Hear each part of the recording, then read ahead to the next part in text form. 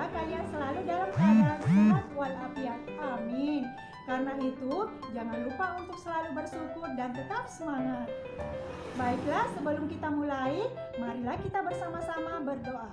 Berdoa dimulai. Berdoa selesai. Selanjutnya, marilah kita bersama-sama menyanyikan lagu Garuda Pancasila, dilanjutkan dengan kegiatan literasi selama 5 menit. Ibu berikan kesempatan untuk membaca bahan bacaan yang ada di sekitarnya. Bagaimana anak-anak, sudah? Oke, sebelumnya Ibu mau tanya, coba diperhatikan sekelilingnya. Apa saja sih yang dilihat? Iya, betul sekali. Ada tumbuhan, ada manusia, ada hewan, ada air, dan lain sebagainya. Iya, betul sekali. Semua yang kalian sebutkan itu ada hubungannya dengan materi kita pada hari ini. Jadi pada hari ini kita akan belajar tema 5 ekosistem, pembelajaran 1, subtema 1, komponen ekosistem. Jadi anak-anak, ada tujuan pembelajaran kita pada hari ini, yaitu yang pertama, setelah mencermati teks non-fiksi, kalian mampu menemukan pokok pikiran dalam bacaan. Yang kedua, setelah membaca teks bacaan, kalian mampu mengajukan pertanyaan sehubungan dengan bacaan. Yang ketiga, setelah menyaksikan video pembelajaran, kalian mampu menggolongkan hewan berdasarkan jenis makanannya. Yang keempat, dengan mengamati lingkungan sekitar, kalian mampu membuat sebuah teks non-fiksi tentang penggolongan hewan berdasarkan jenis-jenis makanannya. Baiklah, kita mulai saja materi kita pada hari ini. Semoga kalian dapat menyimak penjelasan Ibu melalui slide PowerPoint. Baiklah anak-anak, mari kita mulai materi kita pada hari ini. Coba kalian amati perbedaan kedua gambar di bawah ini. Nah, kira-kira perbedaan apa saja yang dapat kamu jelaskan dari kedua gambar di atas? Iya, betul sekali. Gambar di atas adalah komponen ekosistem, yaitu komponen abiotik dan komponen biotik. Selanjutnya, perhatikan teks di samping. Nah, kira-kira teks di samping ini termasuk teks apa, anak-anak? Iya, teks non-fiksi. Ada yang tahu apa itu teks non-fiksi? Jadi, teks non-fiksi adalah teks yang berisikan hasil pengamatan, data-data, dan fakta, serta bukan merupakan hasil imajinasi kita. Dalam teks non-fiksi, terdapat pokok pikiran.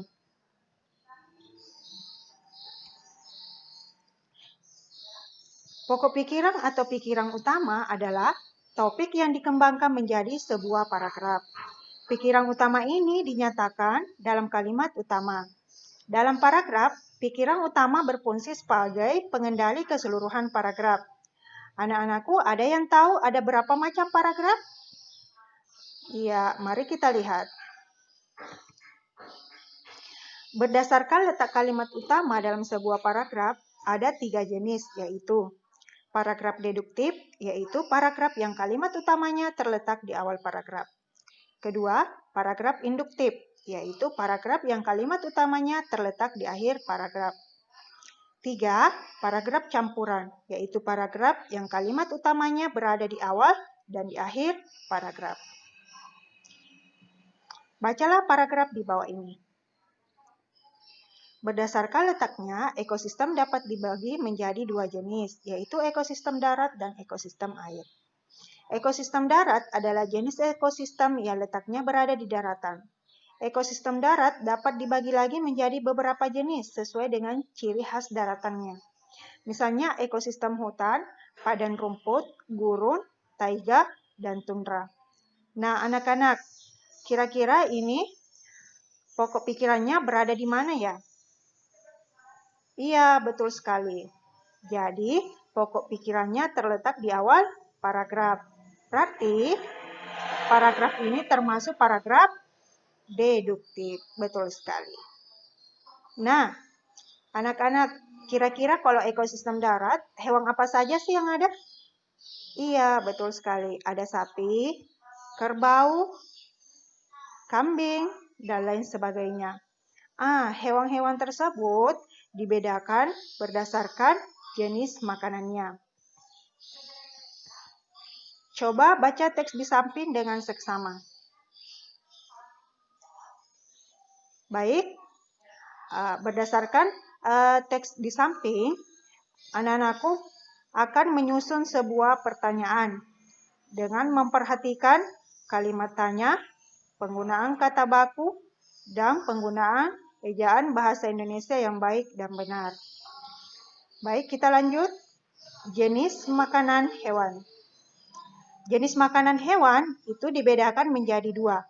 Yang pertama, sumber makanan dari tumbuhan. Tumbuhan merupakan sumber makanan yang sangat penting untuk hewan. Bagian tumbuhan yang menjadi makanan bagi hewan antara lain yaitu dedaunan, buah, bunga, batang, umbi, dan akar. Contoh hewannya misalnya sapi, kerbau, monyet, panda, burung, ulat, dan sebagainya. Jenis makanan yang kedua adalah bersumber daripada hewan. Beberapa jenis hewan merupakan sumber makanan bagi hewan lainnya. Biasanya, hewan yang menjadi sumber makanan bagi hewan lain adalah hewan pemakan tumbuhan. Akan tetapi, ada juga hewan pemakan daging yang dimakan oleh pemakan daging lainnya. Contoh misalnya singa, ular, beruang, kucing, buaya, dan sebagainya. Nah, berdasarkan jenis makanan tersebut, hewan dibedakan menjadi 3 kelompok. Ada yang tahu apa saja itu? Iya. Kelompok pertama itu adalah kelompok herbivora. Herbivora adalah hewan pemakan tumbuhan. Kelompok ini memiliki gigi seri yang berfungsi untuk memotong makanan dan gigi geraham untuk minumnya. Kelompok yang kedua adalah karnivora. Karnivora adalah hewan pemakan daging. Kelompok ini memiliki gigi taring yang berfungsi untuk mengoyak daging. Kelompok yang ketiga adalah kelompok omnivora. Omnivora adalah hewan pemakan tumbuhan dan daging. Sebagian besar hewan yang tergolong sebagai omnivora memiliki 3 macam gigi, yaitu gigi geraham, gigi taring, dan gigi seri. Nah, anak-anak, untuk info selengkapnya terkait materi pengelompokan jenis hewan, silakan nonton videonya pada link berikut. Link tersebut sudah Ibu bagikan pada WhatsApp grup kalian. Selanjutnya, mari kita lakukan kegiatan Ayo Menulis.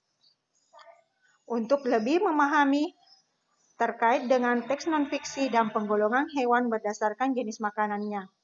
Buatlah sebuah teks non-fiksi tentang penggolongan hewan berdasarkan jenis makanannya sesuai dengan langkah-langkah yang sudah Ibu bagikan pada LKPD-nya melalui WhatsApp group. Demikianlah materi kita pada hari ini. Semoga anak-anakku dapat memahaminya dengan baik. Nah, sampai di sini ada yang bisa menyimpulkan? Iya, betul sekali. Jadi, adapun kesimpulan kita pada hari ini, yang pertama tentang teks non-fiksi. Jadi, teks non-fiksi itu adalah teks yang berupa fakta, berupa pengalaman, bukan hasil imajinasi kita. Yang kedua adalah penggolongan hewan berdasarkan jenis makanannya. Ada hewan herbivora, pemakan tumbuhan, ada hewan karnivora, pemakan daging, dan ada hewan omnivora, pemakan tumbuhan dan pemakan daging. Selanjutnya, silakan anak-anakku mengerjakan tes evaluasi melalui link yang sudah Ibu kirimkan melalui WA Group. Untuk pertemuan selanjutnya, kita akan pelajari tentang jenis-jenis ekosistem alami.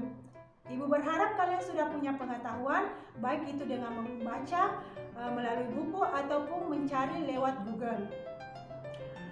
Pesan terakhir dari Ibu, tetap semangat belajar di rumah, patuhi protokol kesehatan, tetap menggunakan masker, dan jaga jarak. Sekian untuk hari ini, Ibu akhiri dengan ucapan wabillahi taufiq walhidayah. Wassalamualaikum warahmatullahi wabarakatuh.